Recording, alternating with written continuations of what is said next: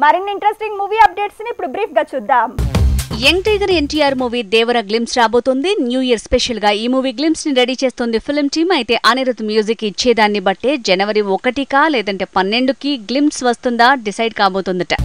NTR first Bollywood movie war 2 team తో join కాబోతున్నాడు. ఈ సినిమా సంక్రాంతి తర్వాత regular shooting జరుపుకుంటుందట.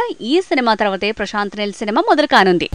Natural star Nani movie hi నాన్నకి యూఎస్ లో బాగా డిమాండ్ పెరుగుతోంది. ఆల్రెడీ $25,000 రూపంలో అడ్వాన్స్ బుకింగ్స్ జరిగాయి. ఈ ప్రీ సేల్స్ ని మించేలా ప్రీ రిలీజ్ బిజినెస్ 70 కోట్లకు చేరిందట. సలార్ మూవీ దర్శకుడు ప్రశాంత్ నీల్ ఈ సినిమా తాలూకు అప్డేట్స్ ఇచ్చాడు. ఈ సినిమాకు కేజీఎఫ్ కి ఎలాంటి సంబంధం లేదన్నాడు. ఇక ఇది కేజీఎఫ్ కంటే ముందే రాసుకున్న కథ అని కూడా రివీల్ చేశాడు.